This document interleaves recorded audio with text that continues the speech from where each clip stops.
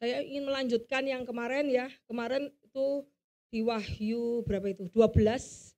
Eh, hari ini saya akan melanjutkan di kayaknya bukan ini deh. Di Wahyu yang bukan ini ya. Oh ya udah. Saya akan melanjutkan di Wahyu yang ke-13. Yang kemarin kita lanjut ya. Kita lanjut di Wahyu yang ke-13 kemarin. Hari ini Pak Gembala lagi berkhotbah di tempat lain. Minggu depan mungkin saya akan melanjutkan di Wahyu 17, 18, 19. Kemudian sekali lagi Pak Gembala dan kemudian kita akan maju ke topik lainnya. Kita belajar di sini, ini Wahyu 13 ya. Kita belajar di sini di Wahyu 13 itu ada aktor, ada berapa aktor di sini? Satu adalah aktor pertama adalah dragon ya. Aktor itu adalah pemeran utama ya. Kita lihat ini seperti ceritaan, tapi bukan ceritaan tapi adalah nubuatan. Aktor pertama adalah yang disebut dragon. Dragon itu adalah naga. Kedua adalah first beast. First beast dari sea atau adalah binatang yang keluar dari laut. Yaitu yang disebut raja ke-8. Itulah aktor kedua.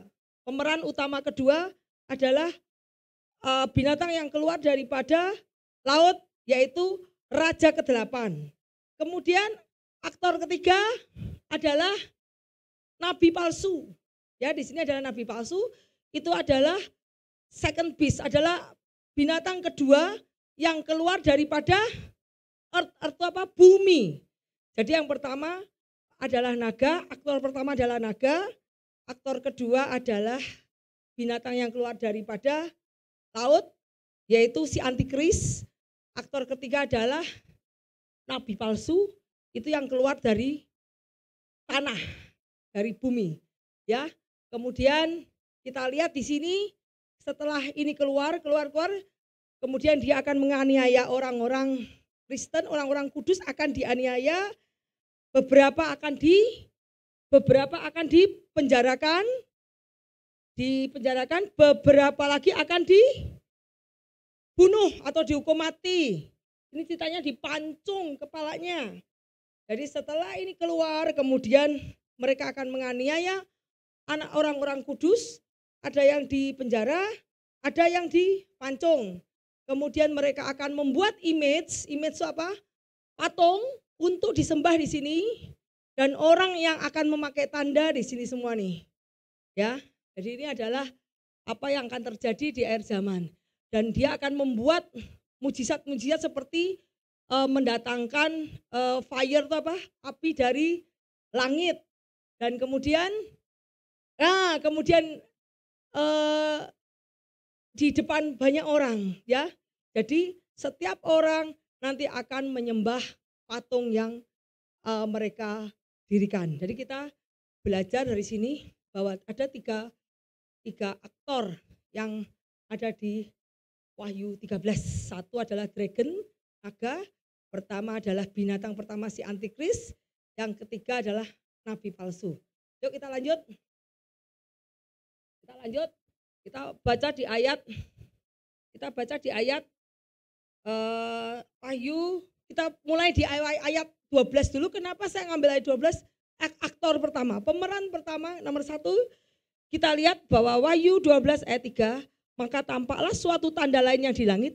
Lihatlah seekor naga merah padam yang besar, berkepala 7 dan bertanduk 10, dan di atas kepalanya ada 7 mahkota. Jadi itu naga pertama itu adalah iblis, melambangkan iblis. Kenapa di sini saya bilang melambangkan iblis? Naga ini adalah melambangkan orang-orang atau kenapa sampai berkepala 7? Naga ini melambangkan negara-negara yang menyerang anak Tuhan. Ingat kemarin saya khotbah tentang naga ya? Ada yang ingat? Lupa. Kemarin naga mengejar wanita itu, benar? Naga mengejar wanita dan wanita itu diselamatkan oleh air ya, gempa ya. Ya toh? Kemudian setelah naga itu menyerang perempuan itu tidak berhasil, bumi melindungi perempuan itu, kemudian naga memerangi keturunan dari perempuan itu. Siapa saja yang mengikuti melakukan perintah Tuhan, Yesus akan diperangi oleh naga itu. Yang ayat kemarin 12 masih ada yang ingat? Masih ada yang ingat ya? Lah inilah adalah, saya lanjutkan, inilah adalah naga yang memerangi perempuan itu.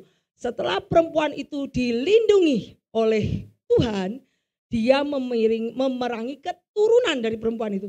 Perempuan itu adalah orang Israel, perempuan kemarin adalah orang Israel, dan keturunan dari perempuan itu adalah orang-orang Kristen atau orang-orang di luar bangsa Israel yang melakukan perintah Tuhan. Jadi naga itu akan memerangi semua yang dicintai Tuhan. Pengikut Tuhan akan diperangi oleh naga itu. Jadi naga itu melambangkan antikris, dan 7 kepala naga itu melambangkan negara-negara yang menganiaya Israel. Ada banyak negara-negara yang berperang membenci Israel. Yaitu dilambangkan oleh 7 kepala naga itu. Jadi kita sudah tahu peran pertama adalah setan atau iblis. Kita masuk ke ayat 13, ayat 1 sampai 18. Jadi naga dibicarakan di ayat berapa? Pasal 12 ya. Kemarin naga dibicarakan di pasal 12. Di pasal 13 kita berbicara mengenai binatang yang kedua tadi apa? Binatang yang pertama yang keluar dari laut, yaitu si antikris. Kita belajar di sini, lalu aku melihat seekor binatang keluar dari dalam laut, bertanduk 10 dan berkepala 7. Di atas tanduknya terhadap 10 mahkota dan pada kepalanya tertulis nama hujat. Binatang yang kulihat itu serupa dengan macan tutul, kakinya seperti kaki beruang dan mulutnya seperti mulut singa. Dan naga itu memberikan kekuatannya, tahtanya dan kekuasaannya yang besar. Jadi ini yang ayat 12 naga. Kemudian setelah keluar dari, ada binatang yang kedua, tadi binatang pertama kita belajar, binatang pertama naga. Binatang kedua antikris ya, yang keluar dari laut. Pada saat binatang itu keluar laut, dia tidak punya kuasa, tetapi kekuasaan diberikan oleh si naga, memberikan kekuasaan kepada antikris. Jadi power, kekuatan daripada antikris berasal daripada si naga ya. Kita lihat, akan seekor keluar dari laut, binatang serupa macan tutul, kakinya dengan mulutnya seperti mulut singa, dan naga itu memberikan kepadanya kekuatan dan tahtanya. Jadi di sini naganya sudah berhenti berfungsi. Jadi naga sudah di belakang layar, ngerti ya? Tahu ya?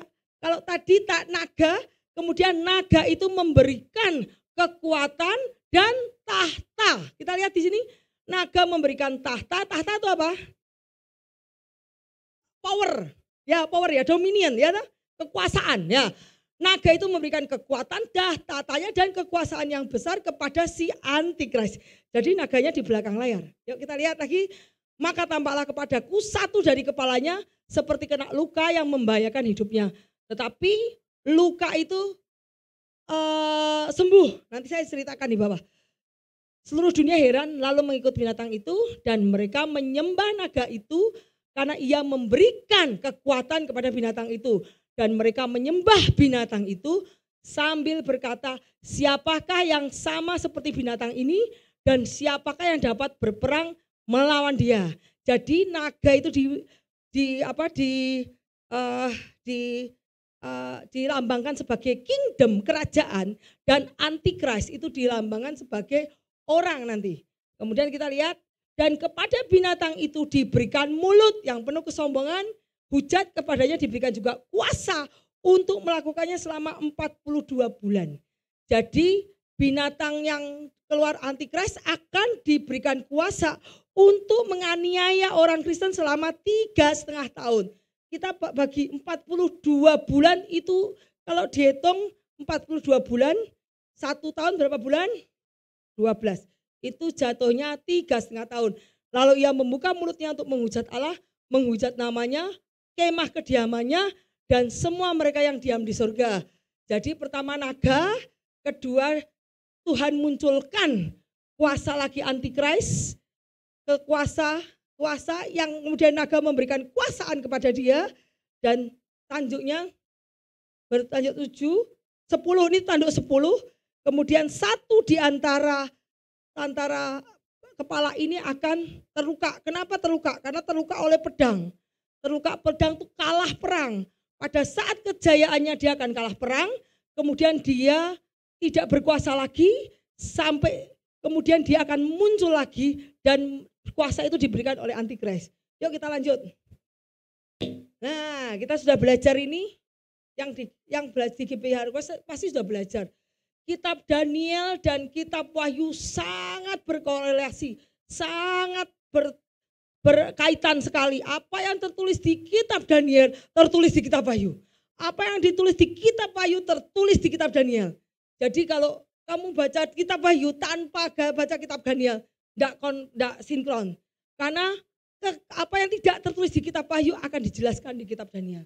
Jadi kita tahu bahwa 7 kepala itu yang sudah slain. Slain itu apa? Mengejar.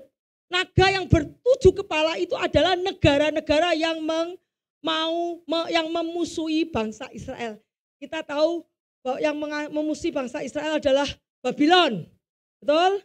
Babylon menghancurkan Israel. Kemudian Medo Persia, Greece, kemudian Roma. Ingat Roma? Bagaimana Roma? Roma memusuhi bangsa Israel. Jadi ini adalah negara-negara dari gold. Kemarin ya, Nabukadnezar, Babylon, Medo Persia, Greece, kemudian Roma. Kemudian di bawahnya nanti adalah Islamic Caliphate. Ada Islamic Caliphate yaitu Antichrist Future Kingdom. Itu terdiri dari 10 jari-jari, 1 west, 1 barat, 1 east. Yang west nanti kerajaan Europe, 5 kerajaan Europe. Yang east adalah kerajaan-kerajaan Islamic Kingdom, kerajaan kingdom. Ya, kita tahu bahwa korelasi antara kitab Daniel dan kitab Revelation. Jadi Revelation 13 mengenakan tadi binatang keluar dari laut. Ternyata binatang keluar laut ada di kitab Daniel. 13 ayat 1, 10 tanduk. Tadi ada 10 tanduk ya. Dan binatang mempunyai 10 tanduk ada di kitab Daniel. Jadi blasphemy itu apa? Penghujatan. Binatang itu akan menghujat Tuhan. Akan berkata yang besar-besar, membesarkan dirinya dan merendahkan Tuhan. Ada di kitab Daniel. Binatang itu akan mempunyai kaki, muka dan kecepatan seperti leopard. Bear itu binatang dan lion itu muka singa. Itu ada di kitab Daniel dan Revelation. Kemudian great power, 42 man, conquer sin, global domination, captivity itu kamu akan ditangkap, dipenjara, dan kamu akan dibunuh oleh pedang, kamu akan dibakar oleh api. Itu ada di kitab Daniel. Dan kamu akan harus menyembah binatang itu. Yang tidak menyembah akan dibunuh. Itu ada di kitab Daniel, ada di kitab Revelation. Kitab Daniel ingat patung raja, Nebukadnezar, Sadrak, Mesak, Abednego untuk menyembah patung raja. Kalau tidak dia dimasukkan ke dalam api. Dan ini ada terjadi di kitab Daniel, di Revelation. Jadi kitab Wahyu dan kitab Daniel saling terhubung. Apa yang terjadi di masa lalu itu akan terulang di masa sekarang. Jadi kalau kamu mau tahu, Bu, apa sih Bu yang terjadi di masa depan? Kamu baca Alkitab, kejadian di masa lalu akan terulang di masa depan. Yuk kita lanjut.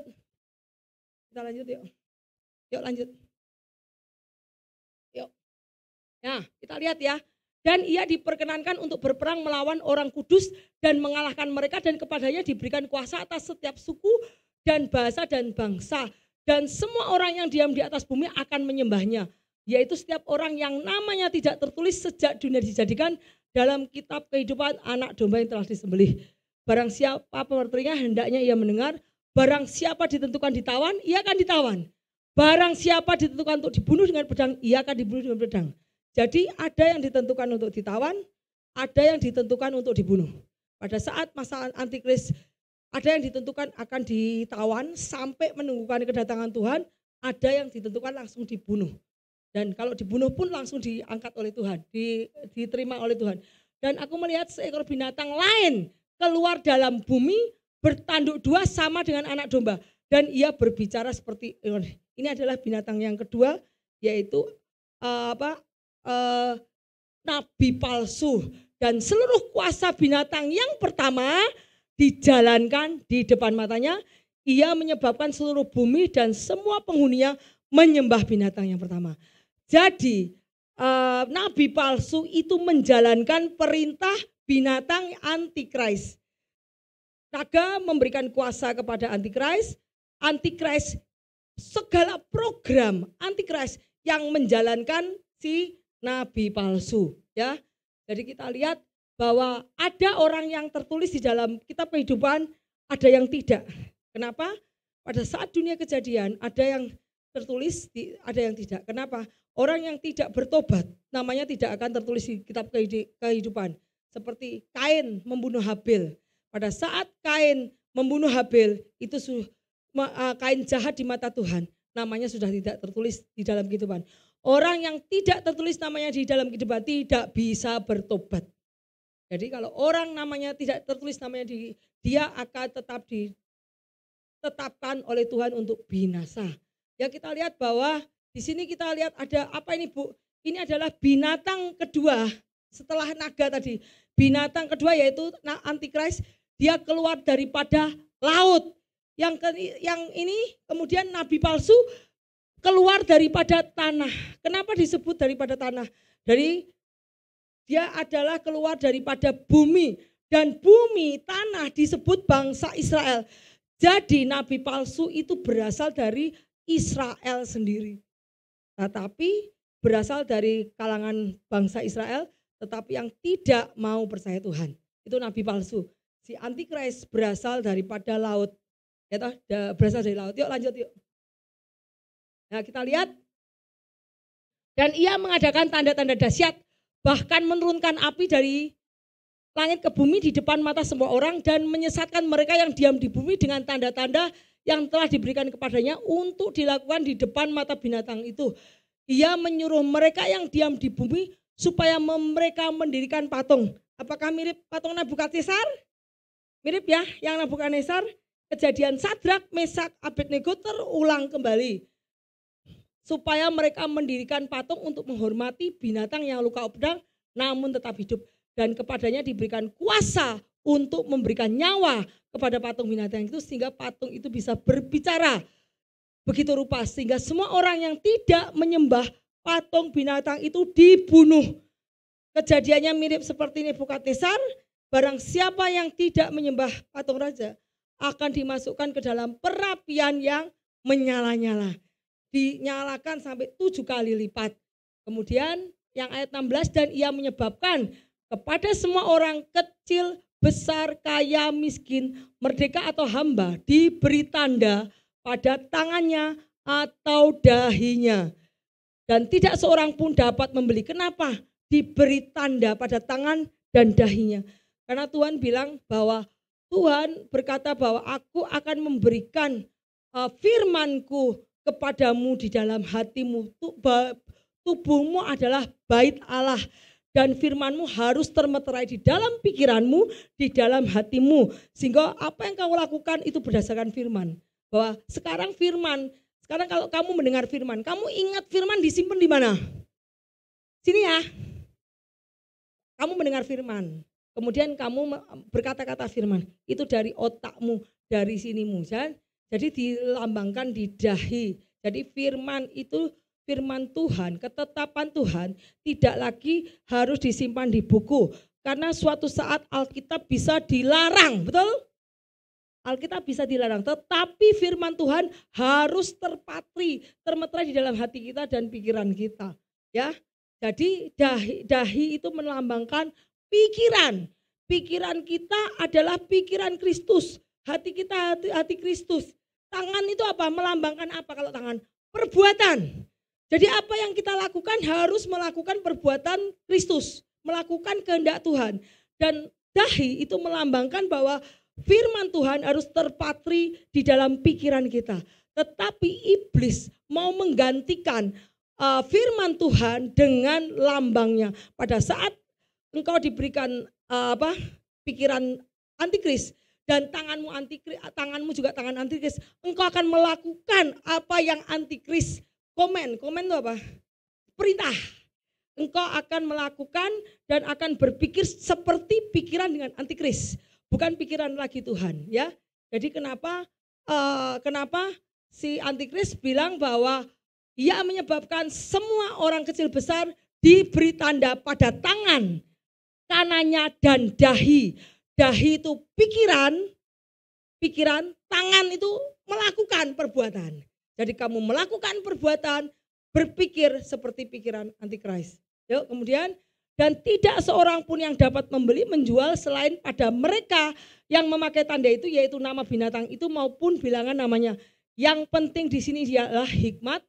Barang siapa bijaksana, ia menghitung bilangan binatang itu karena bilangan itu adalah seorang manusia. Jadi antikris adalah manusia, ya. Dan bilangan itu adalah 666. Dan kita lihat bagaimana antikris melakukan mujizat. Kita tahu bahwa di Amerika Serikat, di Alaska, sudah dibuat yang namanya HARPS, High Frequency Active Aurora Research Program. Jadi HARPS ini bisa membuat snow palsu. Snow itu apa? Snow itu apa? Salju palsu. Ini adalah fallen angel teknologi. Kita semua pakai sistem teknologi, dan bagaimana orang bisa pinter itu kalau bukan dari teknologi daripada Tuhan sendiri. Dan teknologi itu diajarkan oleh fallen angel. Fallen itu adalah malaikat yang jatuh kepada manusia. Dan makanya di sini kita lihat bagaimana manusia sangat-sangat pandai, bahkan mau menyamai Tuhan. Karena mereka punya teknologi seperti Tuhan punya teknologi. Jadi HARP ini sudah dibangun di Alaska, dan dia bisa membuat salju palsu, mendatangkan earthquake, mendatangkan banjir, mendatangkan longsor, gempa bumi maupun apa saja. Bahkan mendatangkan kilat, mendatangkan aurora. Terus ingat ya, kalau ada gambar-gambar meteor di udara atau bayangan-bayangan yang ada malaikat terbang-terbang, jangan engkau percaya, karena itu adalah projection dari teknologi of angel. Jadi ada lighting, ada lighting, kilat, semua thunder, kilat ataupun apapun bisa dilakukan melalui langit. Ya, jadi fallen angel itu bisa melakukan untuk menipu umat Tuhan. Bahwa ini loh hebat, saya hebat. Itu adalah yang sudah dikerjakan teknologi zaman sekarang untuk menyamai Tuhan. Jadi kadang-kadang yang namanya earthquake itu gempa bumi, itu belum tentu dari Tuhan. Bisa juga dari HARP ini. HARP yang teknologi yang sudah terjadi, yang sudah dilakukan oleh di Alaska itu. Bisa untuk menyamarkan keadaan cuaca, mau hujan, mau panas, jadi bisa dilakukan. Ya, itu adalah bahkan mendatangkan api dari langit gampang sekali. Jadi kayak kilat cepret gitu kan, bisa juga. Karena apa? Dengan teknologi yang sekarang sangat dimungkinkan. Yuk kita lanjut. Nah, sekarang kita belajar siapakah roh antikris. Kita belajar 1 Yohanes 2 ayat 19-22. Anak-anakku, waktu ini adalah waktu yang terakhir. Dan seperti yang telah kamu dengar, seorang antikris akan datang. Sekarang telah bangkit banyak antikristus. Itulah tandanya bahwa waktu ini benar-benar waktu yang terakhir. Antikris itu satu, seorang manusia. Tapi ini sudah banyak timbul antikristus. Berarti banyak enggak? Jamak ya. Jamak itu berarti lebih daripada satu. Sekarang telah bangkit banyak antikristus. Itulah tandanya bahwa waktu ini benar-benar waktu yang terakhir. Memang mereka berasal daripada kita, tetapi mereka tidak sungguh-sungguh termasuk pada kita. Sebab jika mereka sungguh-sungguh termasuk pada kita, niscaya mereka tetap bersama-sama dengan kita. Tetapi hal itu terjadi supaya menjadi nyata bahwa tidak semua orang yang sungguh-sungguh bersama dengan kita termasuk dari kita. Coba kita lihat, banyak orang yang tadinya berjalan bersama-sama tiba-tiba pandangan tiba-tiba terpecah. Mereka tidak lagi bersama dengan kita. Betul? Itu tandanya salah satu menyesat. Ada yang jadi antikris, ada yang tetap stick, tetap pada panggilan Tuhan, ada yang melenceng. Kita tahu siapa yang melenceng di antara murid? Ingat Yudas Iskariot? Bagaimana mereka, Yudas itu adalah antikris. Salah satu antikris adalah contohnya yang terpenting adalah Yudas Iskariot. Yudas Iskariot bersama-sama dengan Yesus enggak? Sama-sama. Setiap hari? Bersama-sama? Apakah dia termasuk menjadi salah satu dari kumpulan itu? Tidak. Jadi karena mereka tadinya yang namanya antikristus itu adalah pengikut Yesus. Yang tadinya bersama-sama dengan Yesus. Tetapi mereka bukan termasuk dari kita. Karena bahwa tidak semua orang yang bersama kita ini adalah sama satu roh, satu kepercayaan. Ada penyusup, ada yang bersama-sama tapi mereka tidak sesungguhnya percaya kepada Kristus. Siapakah pendusta? Bukankah dia yang menyangkal bahwa Yesus adalah Kristus? Dia adalah antikristus. Siapa yang tidak mengakui Yesus adalah Kristus, Yesus adalah Tuhan, itu adalah roh antikris. Bukankah ada seorang hamba Tuhan yang tidak mengakui bahwa Yesus adalah Tuhan? Ada kan di luar? Lah itu berarti orang itu adalah roh antikris. Kalau orang itu adalah roh antikris dan orang itu tidak bisa diselamatkan. Karena memang kalau sudah masuk roh antikris, udah orang itu sukar diselamatkan. Jadi dia yang menyangkal baik bapa maupun anak. Kenapa tidak bisa diselamatkan? Karena roh Allah tidak ada di dalam dia. Bu, kok gimana kok roh antikris bisa masuk ke dalam orang? Bisa, kenapa?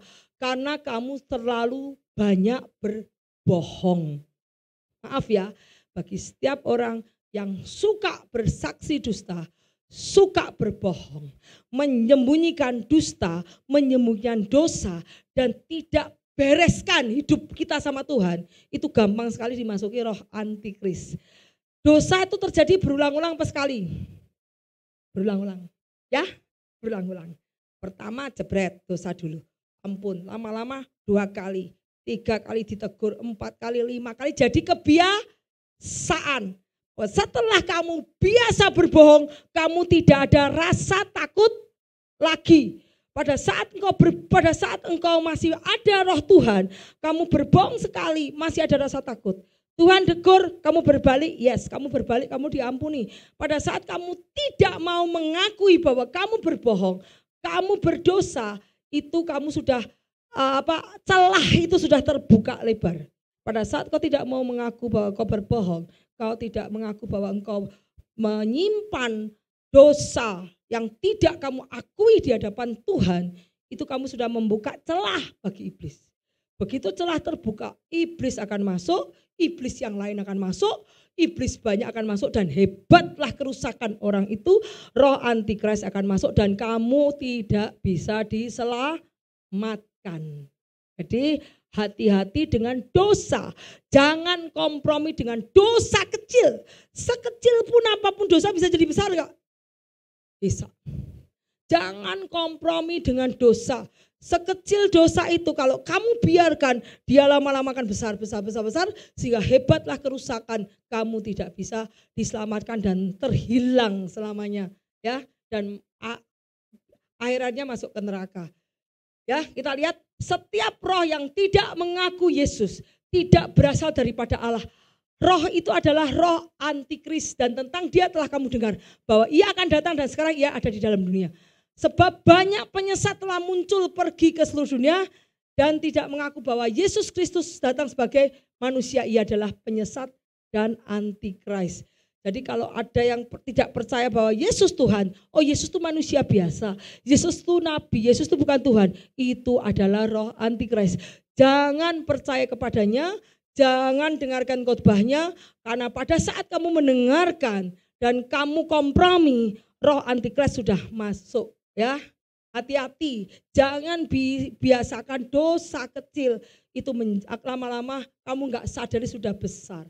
Yuk kita lanjut. Ya kita lihat maknya. Kita lihat maknya di sini. Ini simbol-simbol antikris. Ini dalam bahasa Arab biaik. Jadi dalam bahasa Arab ya. Ini seperti ini ya. Allah terus nih dengan sword. Kemudian sambalnya 66 pakai palm tangan. Kemudian ini 666. Ini kita tahu simbol 66. Ini simbol ini ada di CERN ya, dewa apa tuh? Wisnu apa Siwa itu kalau ya. Kalau nggak salah yang pakai gini itu ada 666. Kemudian ini adalah Hitler, lambang 666 juga. Di sini adalah dari Vatikan. Kita lihat Vatikan. Di sini adalah Vicarius Filii.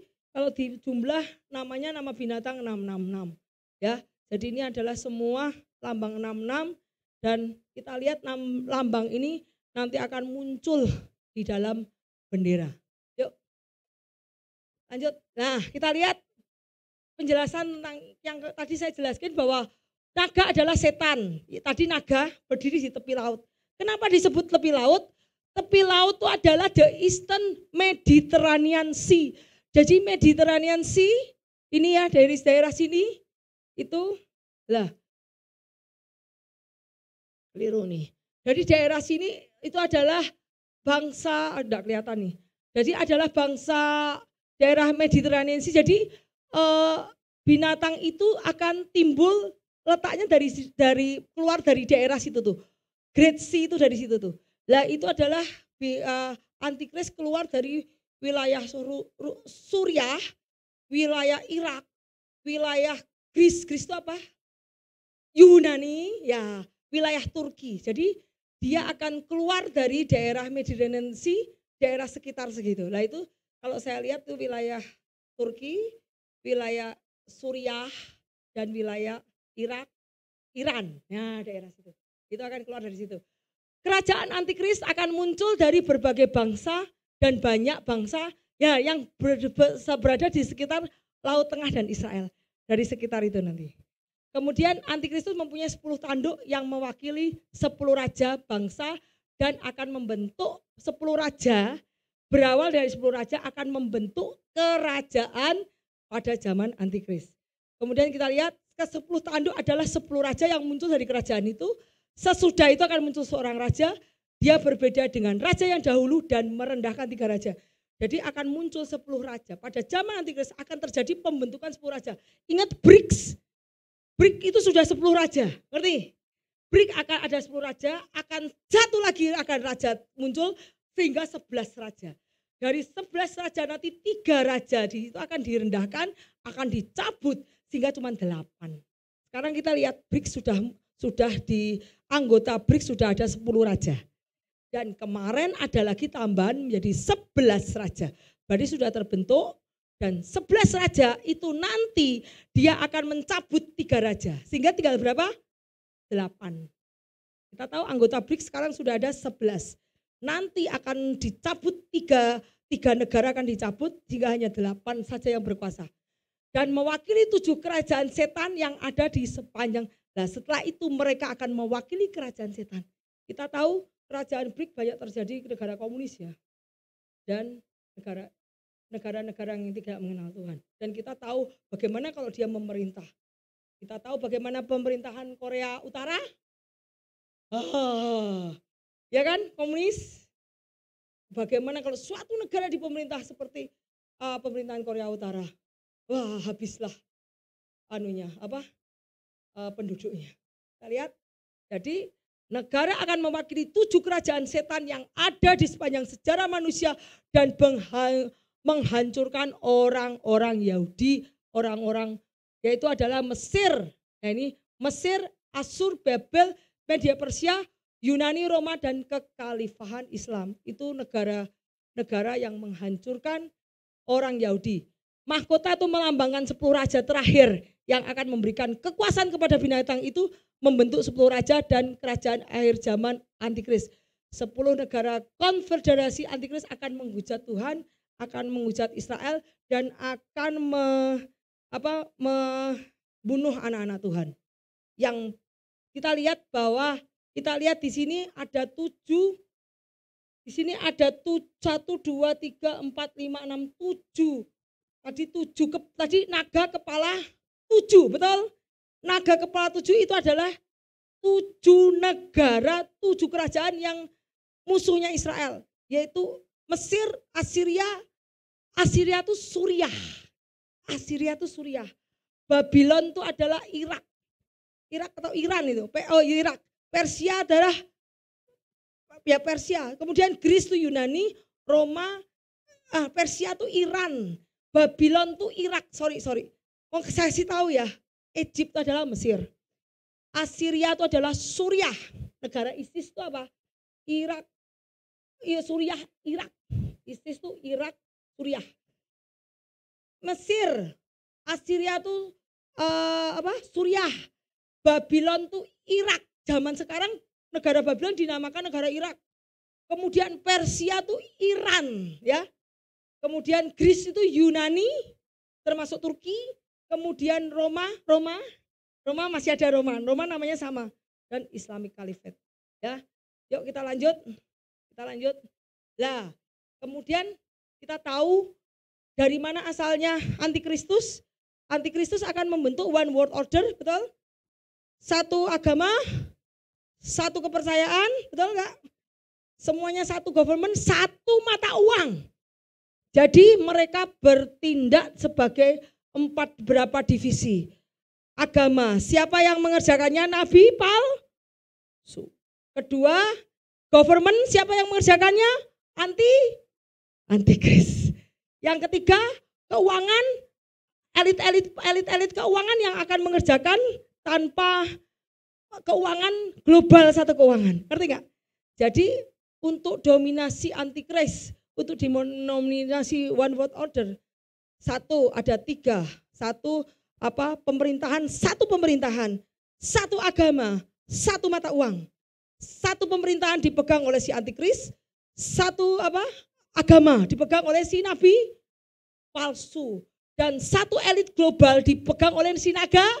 Ingat naga bilang apa? Kalau engkau menyembah aku akan memberikan semua hartaku. Benar? Gimana naga setan bilang apa waktu Yesus? Tuhan, kalau engkau menyembah aku akan kuberikan seluruh dunia ini dan kekuasaannya kepadamu. Betul?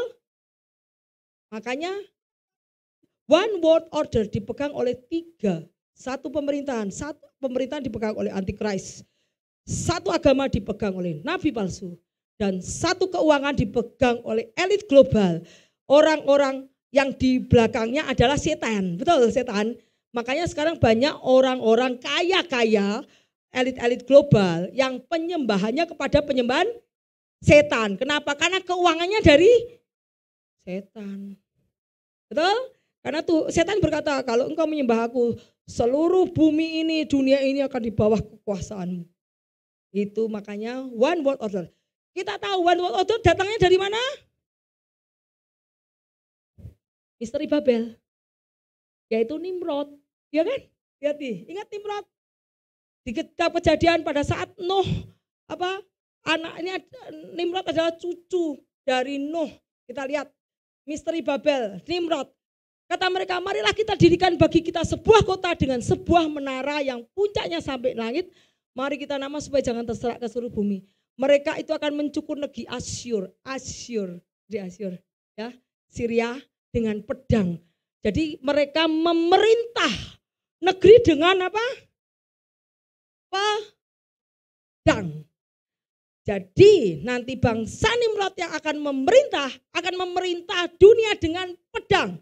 Siapa yang menolak? Pedang. Siapa yang menolak? Bunuh. Jadi main bunuh. Apakah itu juga terjadi yang di negara Korea Utara? Terjadi enggak? Iya. Kamu enggak mau? Bunuh sama keluargamu, bunuh. Itu yang akan terjadi. Jadi apa yang terjadi di masa lalu akan terulang terjadi di masa kini. Negeri Nimrod dengan pedang terhunus. Mereka akan melepaskan kita dari Asyur apabila ini masuk ke negeri kita dan menginjak daerah kita. Jadi saya hanya mau ngasih tahu bahwa keturunan Nimrod akan menggembalakan itu rakyatnya dengan pedang. Jadi tidak ada demokrasi, tidak mau sikat.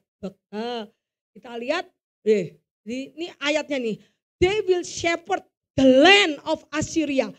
Ini lebih bagus ya. Kata-kata bahasa Indonesia tadi saya bingung. Mereka akan mencukur. Gue bingung kok mencukur. Ternyata bahasa Inggrisnya They will shepherd the land of Assyria. Mereka akan menggembalakan daerah Assyria, Suriah dengan pedang. The land of Nimrod. Jadi Suriah itu adalah negeri Nimrod. Suriah yang kita lihat tadi, saya bilang ya, adalah negerinya Nimrod.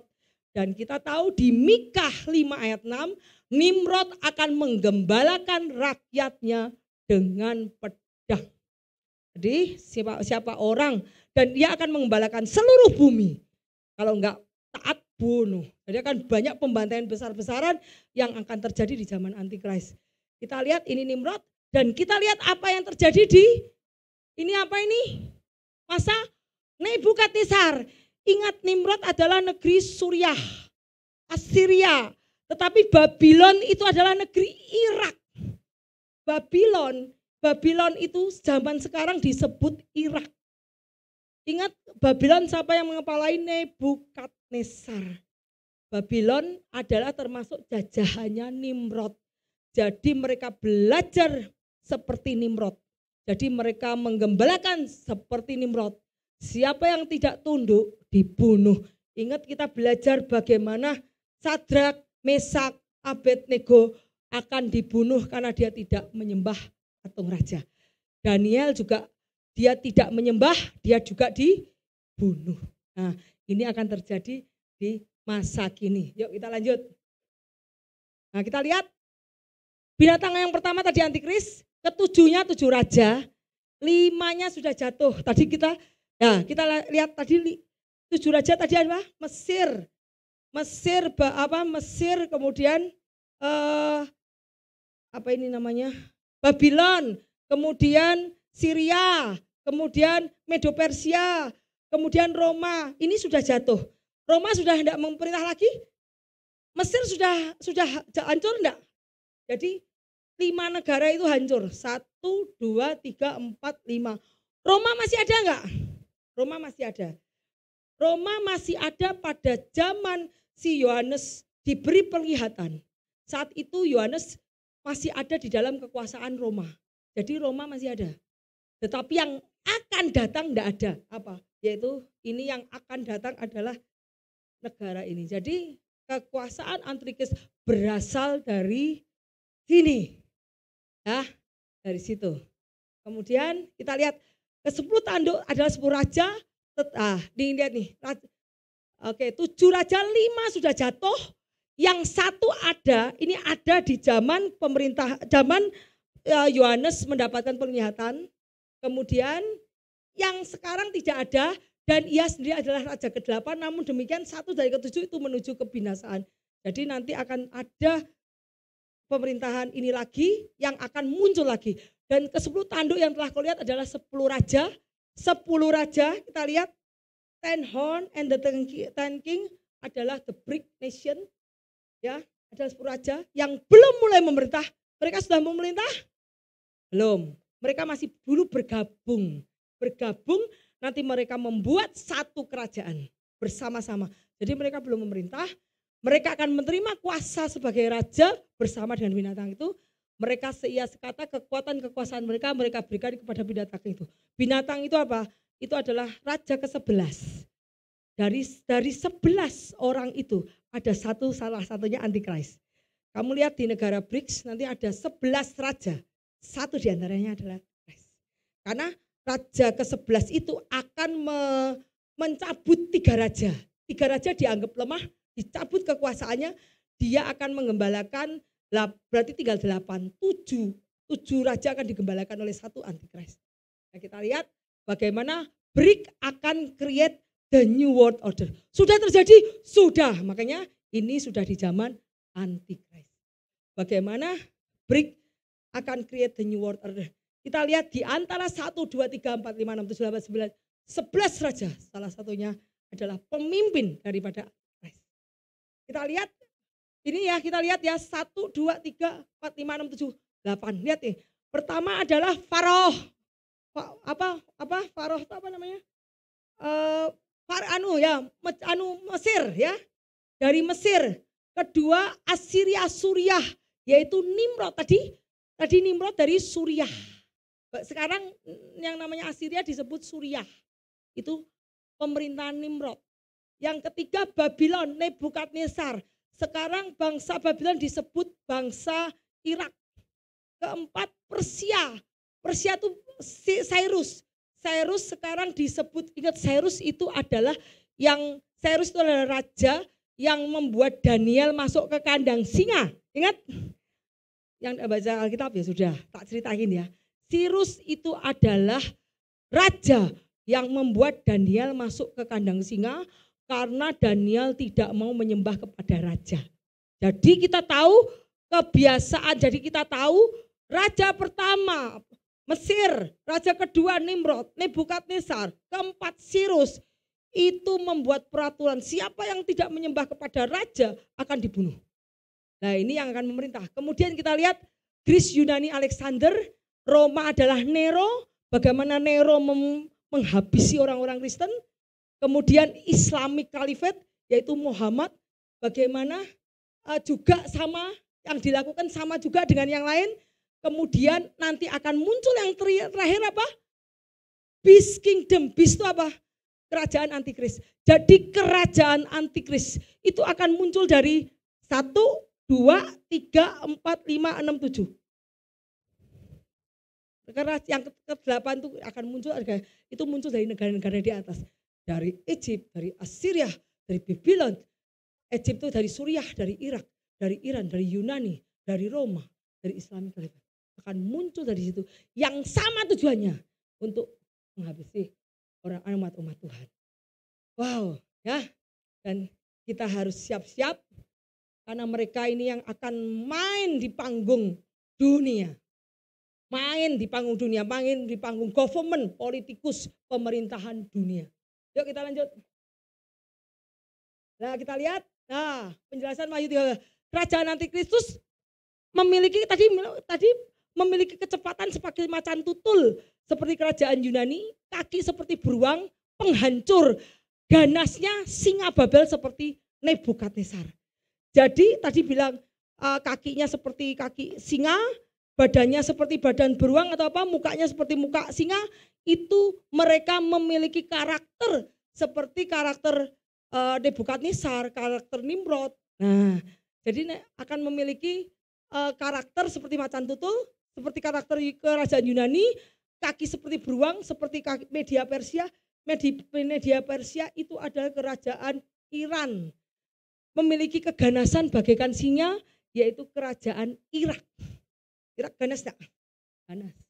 Nah, padanan geografis untuk negara itu adalah itu. Saya bilang Irak, Iran, Suriah. Bisa dibilang 3 musuh bangsa Israel. Ya, jadi apa yang terjadi di kitab Daniel, Babylon dilambangkan dengan ini. Apa yang terjadi di ini? Jadi kepala melambangkan ini, kemudian tangan melambangkan beruang, kaki melambangkan. Jadi Roma ini kakinya, kemudian 10 tos itu melambangkan. Jadi apa yang terjadi di kitab Daniel itu sama terjadi apa yang di kitab Wahyu. Ya, kita lihat. Jadi akan terjadi 4 tanduk. Jadi 1, 2 ini adalah negara 10 kerajaan yang terbentuk tadi. 10 kerajaan yang terbentuk, 10 king itu terbentuk dari negara-negara ini. 1, 2, 3, 4, 5, 6, 7, 8, 9, 10. Ini adalah Yunani, Turki, Suriah, Irak, Iran. Terbentuk dari situ. Dari 10 negara itu akan membentuk 10 raja yang akan memerintah. Yuk lanjut. Nah, kita lihat Antikris dipandang sebagai sosok yang tidak dapat dihancurkan seperti Tuhan, tidak dapat dikalahkan dan memiliki otoritas. Alkitab mengatakan bahwa setan melakukan mujizat. Tadi saya bilang mujizat, kemudian kedatangan si pendurga adalah, kita lihat di ayatnya di 2 Tesalonika 2 ayat 9-10. Kedatangan si pendurhaka itu adalah pekerjaan iblis dan akan disertai rupa-rupa perbuatan ajaib, tanda-tanda atau mujizat palsu dengan rupa-rupa tipu daya jahat terhadap orang-orang yang harus binasa. Memang sengaja dibinasakan Tuhan. Kenapa? Tuhan membuat yang harus binasa. Kita lihat dengan rupa-rupa tipu daya jahat terhadap orang-orang yang harus binasa. Kenapa? Jawabnya apa? Karena mereka tidak mau menerima dan mengasihi kebenaran. Jadi tolong kalau orang yang suka bohong, yang tahu itu benar tapi tidak mau mengakui benaran, bertobat. Karena kamu akan dimusnahkan oleh Tuhan. Bukan saya yang ngomong, ini Alkitab yang ngomong. Kenapa nanti antikris tuh, dengan rupa-rupa tipu jahat terhadap orang-orang yang harus binasa karena mereka tidak menerima dan mengasihi kebenaran. Orang yang tidak mencintai kebenaran, sukanya bohong terus, mereka akan ditipu oleh antikris dan akan masuk ke dalam masa antikris. Jadi ingat jangan suka bohong ya. Ini adalah Nimrod, lambang yang akan muncul sebagai si antikris. Ya, yuk kita lanjut. Kita lanjut yuk. Antikris adalah tanduk kecil. Kita lihat kitab Daniel. Sementara aku memperhatikan tanduk kecil sampai tanduk di antara tanduk kecil sehingga 3 tanduk yang tercabut. Tanduk itu nyombong. Tadi saya bilang 10 raja, 3 raja akan tercabut. 3 raja akan tercabut. Kenapa? Dilecehkan oleh antikris. Kamu dianggap negara kurang potensi, kurang hebat, kurang miskin. Maaf ya. Dari 10 raja itu ada 3 yang dianggap kurang potensi atau kurang miskin. Jadi direndahkan oleh si antikris dan dia akan dicabut kekuasaannya sehingga tinggal 8. Ya. Dia akan mengucapkan perkataan yang menentang Maha Tinggi, dia akan menghujat, bahkan merubah hukum dan diserahkan kepada Mania 2:3. Sekarang saya maaf, pemerintahan wajib tidak membuat peraturan hukum negara? Wajib ya? Bisakah pemerintahan hukum pemerintah dengan Tuhan bertentangan? Bisa, betul ya? Bisa. Contohnya Korea Utara memang sesuai dengan Alkitab? Enggak. Jadi zaman masa pemerintahan antikris nanti dia akan membuat hukum yang semuanya bertentangan dengan firman Tuhan. Dan setiap orang yang hidup di dalam antikris harus mentaatinya, kalau enggak dibunuh. Bayangkan suatu hidup yang kita stres, kita ikut dia, kita mengkhianati Tuhan, kita ikut Tuhan, kita dibunuh. Nah, itu istilahnya maju kena, mundur kena. Kalau maju ke sini, kita berdosa sama Tuhan. Kita masuk ke sini, kita dibunuh sama mereka. Itu adalah suatu pilihan yang sulit. Tetapi ingat, Tuhan berkata bahwa tubuh ini fana, tubuh ini tidak berguna, tubuh ini pasti mati. Tidak mati sekarang, besok mati enggak? Mati. Tidak mati besok, nanti kamu umur 80 mati enggak? Kalau sakit mati enggak? Mati. Jatuh dari atas ke bawah mati enggak? Kecelakaan mati enggak? Nah, jadi ingat bahwa kita ini adalah tubuh fana, akan mati kapanpun, gitu ya. Tapi roh kita mati enggak? Jadi ingat kita harus membuat the right decision, pilihan yang tepat, ya. Kepada siapa kita menyembah. Kemudian ini kita lihat menyatakan diri sebagai Tuhan, yaitu lawan yang meninggikan diri di atas yang disebut sebagai Allah. Bahkan ia duduk di tata Allah dan membuat dirinya sebagai Allah untuk mau disembah. Yuk kita lanjut yuk. Kita lanjut. Ya, kita lihat. Bahkan terhadap panglima bala tentara pun ia membesarkan dirinya. Siapakah panglima bala tentara? Panglima bala tentara adalah Tuhan Yesus. Ia membesarkan dirinya dan daripadanya diambil korban persembahan, suatu kebaktian diadakan secara fasik untuk menggantikan korban sehari-hari. Kalau dulu pakai korban sehari-hari, kita berdoa kepada, sekarang ya seperti ini, kita berdoa kepada Tuhan. Mereka akan menggantikan, kue tidak boleh berdoa kepada Tuhan lagi, tetapi kamu harus berdoa kepada aku. Jadi dia menggantikan korban persembahan yang tadinya kepada Tuhan, Creator, pencipta, tetapi kepada dirinya sendiri. Kemudian terdengar orang kudus berbicara. Sampai berapa lama lagi berlaku penglihatan ini, Daniel ya ini korban sehari-hari yang tempat kudusmu akan diinjak-injak. Tuhan, sampai kapan kau akan membiarkan rumahmu, tempat ibadahmu, anak-anakmu kan diinjak-injak dengan antikris? Terus jawab malaikat, sampai lewat 2300 petang hari, sampai 2300. Makanya Tuhan bilang sampai 70 week. 70 week itu adalah 70 kali 7, yaitu 7 tahun. Setelah 7 tahun masa tribulasi selesai, Tuhan akan membersihkan semua bait Allah, kejadian yang jelek-jelek akan dibersihkan, kemurtatan akan dibersihkan. Jadi setelah masa tribulasi semua akan dihancurkan Tuhan dan Tuhan akan clean up. Clean up itu apa? Membersihkan baitnya dari kecemaran dosa. Sehingga setelah masa tribulasi yang ada adalah kerajaan Millennium Kingdom. Yang kerajaan tidak ada dosa, yang ada adalah kerajaan kebenaran yang dipimpin oleh Tuhan sendiri. Kita lihat bahwa perang dengan orang kudus, kitab Daniel, aku melihat tanduk berperang, kita tahu bahwa Antikris akan berperang dengan orang kudus, mengucapkan hujat kepada orang kudus, lalu majelis pengadilan akan duduk, majelis pengadilan itu adalah majelis di surga akan duduk, kekuasaannya akan dicabut dan dimusnahkan. Jadi memang sengaja Tuhan memberikan kekuasaan Antikris itu untuk menguji iman kita. Apakah pada saat di masa Antikris kita memilih kita mengasihi Tuhan sampai mati? Apakah kita rela martir bagi Tuhan atau tidak? Itu teruji bahwa imanmu akan timbul seperti emas murni. Karena pada saat pemerintahan Antikris selesai, majelis pengadilan akan duduk, kekuasaan Antikris akan dicabut, dan Antikris akan dimusnahkan. Ya, yuk kita lanjut. Kita lanjut yuk. Nah kita lihat. Pesan kepada gereja itu kita, jika kita mati dengan dia, kita pun hidup dengan dia. Ingat Tuhan pun mati untuk kita. Kita harus siap mati untuk Tuhan. Ngerti ya? Yuk kita kemudian Timotius, memang setiap orang yang mau hidup beribadah di dalam Kristus Yesus harus menderita aniaya. Tidak ada orang yang hidup untuk Yesus, hidupnya senang-senang. Tidak ada. Itu teori kemakmuran dari iblis. Iblis selalu memberikan kemakmuran, tipu daya duniawi, kemewahan, ada kesengsaraan. Tetapi Tuhan selalu mengajarkan barang siapa yang mengasihi aku, dia harus memikul salibnya setiap hari dan mengikut aku. Jadi kalau engkau benar-benar mengasihi Yesus, mencintai Yesus, engkau harus memikul salib dan mau menderita aniaya bagi Kristus. Barang siapa yang tidak mau menderita aniaya bagi Kristus, dia tidak layak. Makanya kalau kita disakiti orang, kita dicaci orang, kalau ada yang menyakiti, sampai kemarin si Anu bilang, ibu sekarang berubah ya, ibu bisa lebih sabar. Iya, karena saya lihat ayat ini tiap hari, oh gitu ya, iya benar juga ya. Barang siapa yang mengasihi aku, dia harus rela menderita aniaya untuk aku.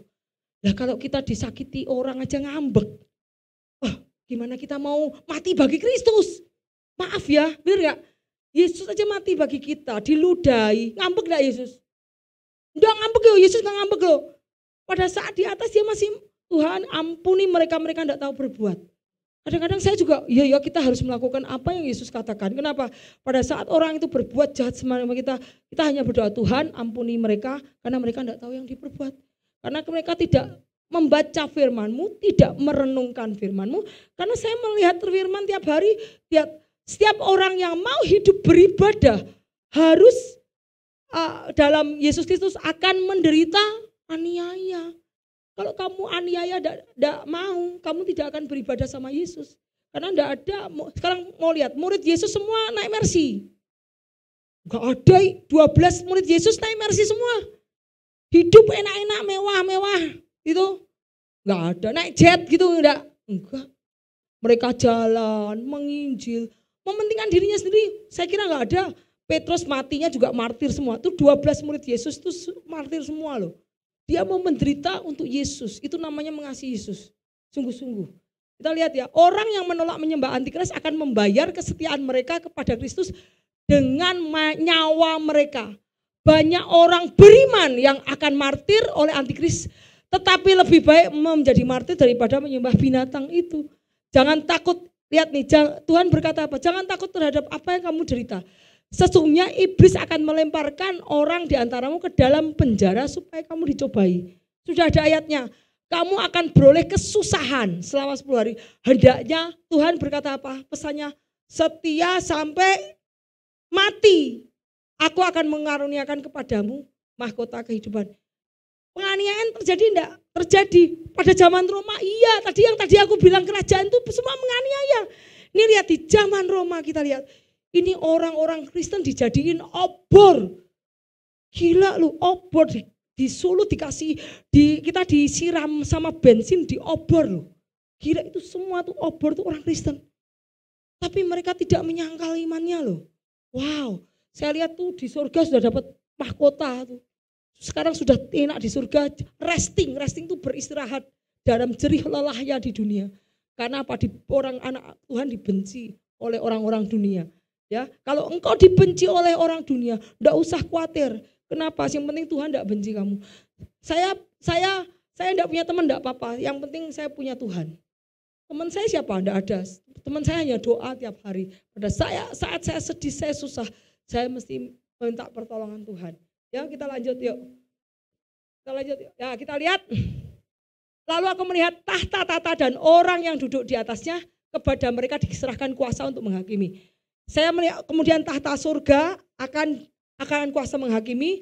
Aku juga melihat jiwa-jiwa mereka yang telah dipenggal kepalanya karena kesaksian Yesus dan firman Allah, yang tidak mau menyembah patung itu dan binatang itu, dan yang tidak mau menerima tandanya, mereka hidup kembali. Wow, kita lihat nih. Ini ayatnya ya. Orang yang tidak menyembah binatang itu dan patungnya, tidak mau menerima tanda di tangan dan dahinya, dan mereka dihidupkan dan memerintah sebagai raja bersama dengan Kristus selama. Wah, enak toh? Barang siapa yang tidak menerima tanda dan tidak mau menyembah patung raja, mereka akan hidup kembali dan memerintah sebagai raja bersama dengan Kristus selama 1000 tahun. Jadi begitu kamu dipenggal jedek kepalanya, diangkat Tuhan di surga, ngerti gak? Kamu diturunkan lagi di kerajaan 1000 tahun dan kamu menjadi raja di situ. Wow, luar biasa. Jadi penderitaan yang kamu alami di dunia tidak sebanding dengan kemuliaan yang akan kamu dapatkan. Amin. Jadi ingatlah, kamu harus setia sampai mati. Karena ini adat yang ngomong Wahyu 20 ayat 4. Itu perkataan Yesus sendiri kepada Yohanes. Bukan perkataan ibu loh. Ini saya bacakan saja. Ya. Jadi yang tidak menyembah, dia akan hidup kembali, memerintah sebagai raja bersama dengan Kristus. Pada saat Yesus datang mendirikan kerajaan 1000 tahun, yang dipenggal-penggal kepalanya itu nanti akan turun bersama Yesus, memerintah bersama Yesus. Wow, luar biasa ya. Jadi janganlah takut akan penderitaan, karena Tuhan sudah memberikan upahnya. Dan seorang malaikat lain berkata, jikalau seorang menyembah binatang dan patungnya dan menerima tanda pada dahinya. Lihat nih, kalau yang menerima tanda, lihat nih ayatnya. Wahyu 14, jikalau seorang menyembah binatang itu dan patungnya dan menerima tanda pada dahinya dan tangannya, maka ia akan minum dari anggur murka Allah yang disediakan dalam campuran dalam cawan murkanya. Ia akan disiksa dengan api dan belerang di depan malaikat kudus dan di depan mata anak domba. Jadi kalau engkau penerima tanda dan di dahi atau di tangan, engkau selamat di bumi. Yes, engkau selamat. Tapi tidak lama. Kenapa saya tidak bilang lama? Kekuasaan antikris hanya berapa? 3,5 tahun. Kamu nerima tanda cuman dalam waktu 3,5 tahun hidup enak di bumi. Tetapi setelah itu selama-lamanya kamu akan disiksa, apa itu tadi? Disiksa dengan api dan belerang di depan mata malaikat-malaikat dan depan mata anak domba.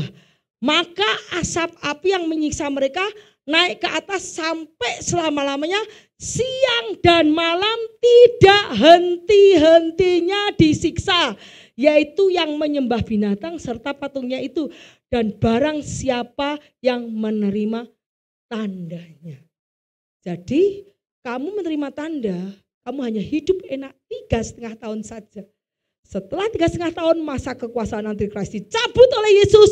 Yesus datang, yang menerima tanda akan disiksa di api belerang selama-lamanya.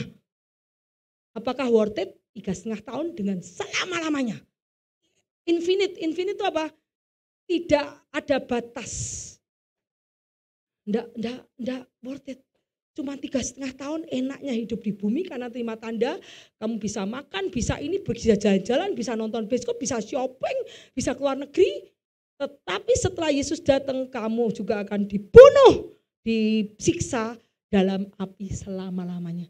Jadi kalau itu rugi, kamu akan mengalami kematian kedua. Kenapa kok saya bilang kematian kedua? Karena pertama apa? Kalau antikris kamu hanya mati flash itu apa? Kalau tidak mau menyembah antikris, kamu dagingmu hanya mati, tetapi rohmu akan dihidupkan kembali oleh Yesus, kamu memerintah sebagai raja. Tetapi kalau kamu menyembah patung raja dan menyembah antikris dan kamu menyembah antikris karena takut tidak bisa makan, kamu akan enaknya cuma 3,5 tahun, tapi kamu akan mati, dimatiin Tuhan, dan kamu akan mengalami kedua mati. Pertama matinya lewat cawan. Kenapa lewat cawan? Ingat, barang siapa yang menerima tanda akan dikenai cawan murka Allah. Kemarin Pak Budi berbicara tentang cawan enggak? Itu cawan itu untuk setiap orang yang menerima tanda. Jadi kamu akan mati kena cawan. Pertama mati jasmani, kedua mati rohani. Jadi sangat rugi. Kalau kamu menyembah patung raja, menyembah antikris, kamu mengalami 2 kali kematian. Kematian pertama kamu akan mati oleh cawan murka Allah. Kematian 2 kamu akan mati oleh belerang dan api selama-lamanya. Kekekalanmu, rohmu akan mati, badanmu, fleshmu mati, rohmu mati. Jadi kamu mengalami kematian kedua. Tetapi kalau kamu tidak menyembah antikris dan tetap mau jadi martir, kamu hanya mengalami kematian jasmani dan itu akan dibangkitkan kembali. Ingat, Yesus bangkit dari mati juga. Kamu akan dibangkitkan kembali dan memerintah bersama Kristus. Ya, jadi kita lihat kenapa, Bu? Barang tanda-tandanya apa? Siapa yang akan menyembah antikris? Siapa yang menyembah uang? Siapa orang yang cinta uang? Itu pasti dia tidak bisa lepas dari antikris. Kenapa saya kasih ini? Barang siapa orang yang cinta uang, dia akan menerima tanda antikris dengan sukarela. Karena apa? Pikirannya hanya duit. Pikirannya hanya materi, apa yang ada di dunia ini pikirannya hanya itu. Jadi dia akan dengan sukarela akan menerima tanda. Ya, kita lihat bahwa ini, ya, yuk kita lanjut. Kita lihat binatang kedua nabi palsu. Binatang kedua menunjukkan bahwa ia akan datang. Nabi palsu menggunakan kuasa keagamaan. Kalau tadi antikris politik, pemerintahan, government. Kalau nabi palsu pakai jubah keagamaan. Dengan iming-iming agama, dia akan menyuruh semua masyarakat atau rakyat untuk menyembah pemerintah ini. Karena pemerintah ini hebat, pemerintah ini ada damai, ada sejahtera di pemerintah ini. Ya, jadi nabi palsu akan mengucapkan kata-kata setan dan menghujat Tuhan. Sebab Mesias palsu dan nabi palsu akan muncul dan mereka akan menandakan tanda mukjizat sehingga mereka menyesatkan orang pilihan. Kita lihat Tesalonika, kedatangan pendurhaka adalah pekerjaan iblis disertai rupa-rupa pekerjaan ajaib, tanda dan mujizat palsu. Dengan rupa tipu daya jahat terhadap orang-orang yang harus binasa karena mereka tidak menerima dan mengasihi. Tadi sama, tidak menerima dan mengasihi kebenaran. Barang siapa yang cinta uang, barang siapa yang suka bersaksi dosa, suka bohong, dia akan sukarela menerima tanda antikris. Yuk lanjut. Yuk lanjut yuk. Kita lihat. Ini kita lihat penjelasan Wahyu 13 ayat 14. Nabi palsu membuat patung seperti patung Nabukadnezar.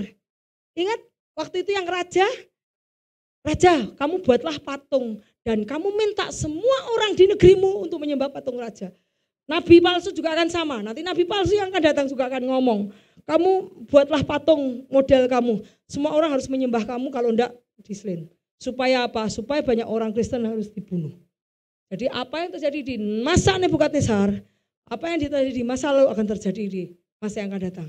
Ya, nabi palsu membuat patung seperti Nebukadnezar untuk menghormati binatang itu, yaitu antikris. Patung antikris secara harfiah akan menjadi hidup, dapat berbicara, mempunyai kehidupan. Patung binatang yang berbicara akan menciptakan kematian bagi mereka yang tidak menyembah antikris. Kita lihat akan seperti ini nantinya ya. Saya tidak mau ngomong tapi bisa diintegrasikan sendiri, bisa dipikirkan sendiri. Nantinya akan seperti ini. Kemudian yuk kita lanjut. Kita lanjut yuk. Nah, kita lihat tanda binatang 66. Binatang mempunyai 2 tujuan, yaitu untuk memisahkan pengikut Yesus atau enggak. Dan ya adalah orang yang tidak mengambil tanda binatang tidak bisa menyembelih sembelih. Ingat bahwa sekarang nih Elon Musk sedang membuat brain chip namanya Human Brain Technology. Namanya Human Brain Technology itu dipasang di sini, ditaruh di komputer sehingga dia bisa merilis komen. Komen itu apa? Perintah. Bisa memerintahkan lewat human, itu namanya Brain Technology Development. Jadi chip akan ditaruh di sini ya, di tangan di mana untuk merusak DNA kita.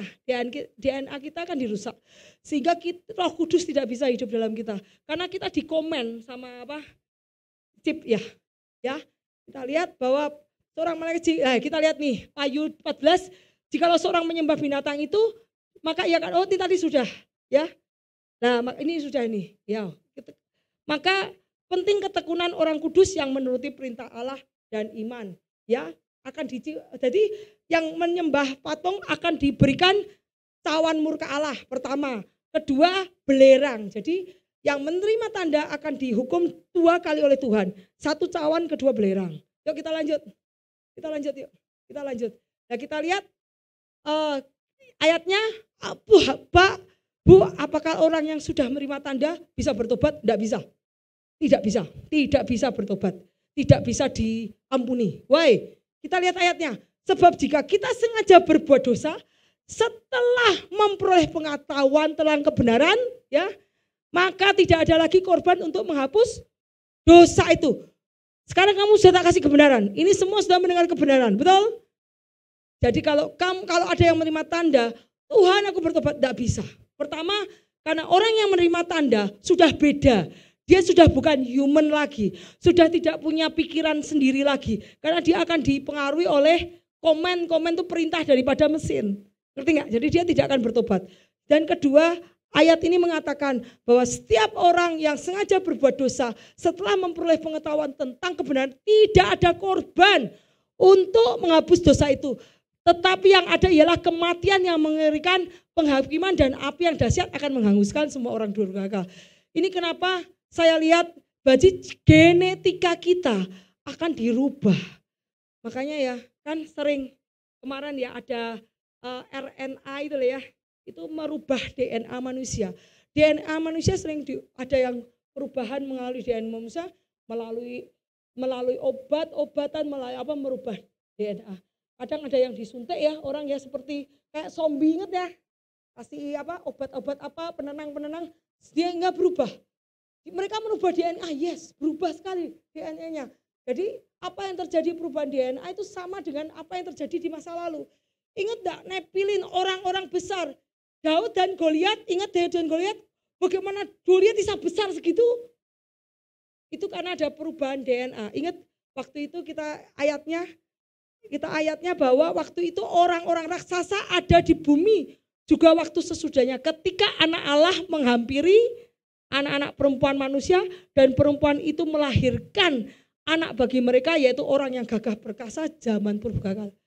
Anak-anak Allah itu fallen angel, malaikat yang berdosa pada di bumi mengawini anak-anak manusia.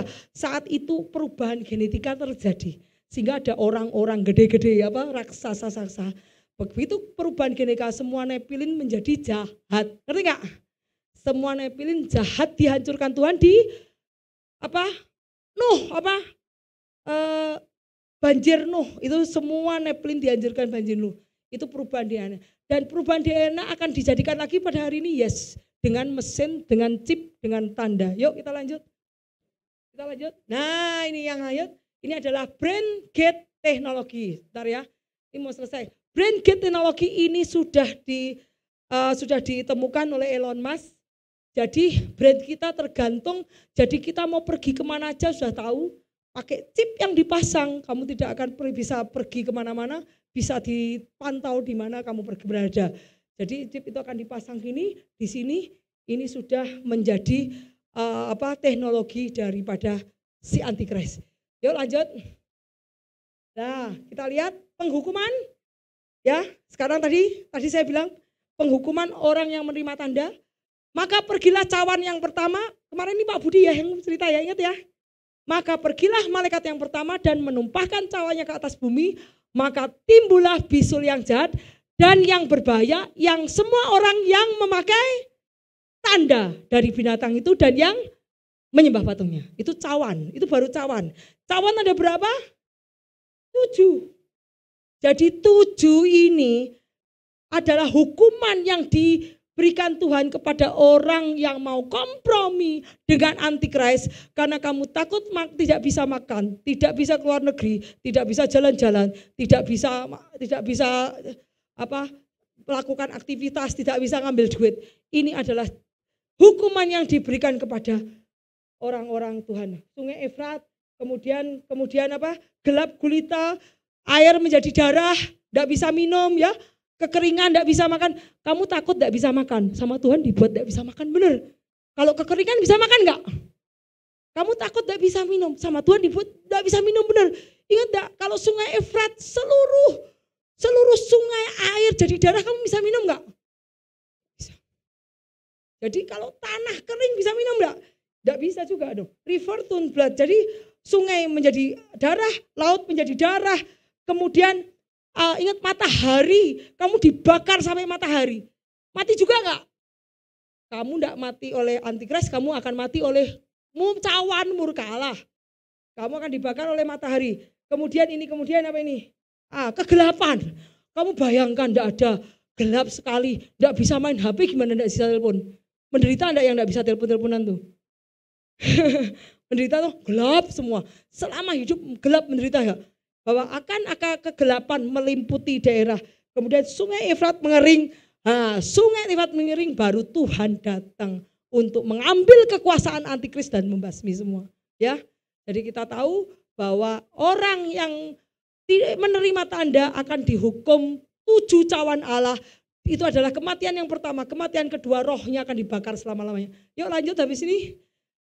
Nah, bagi orang yang menerima tanda, maka tertangkaplah binatang itu bersama dengan dia nabi palsu yang telah mengadakan tanda. Dengan demikian menyesatkan mereka telah menerima tanda. Nabi palsu dan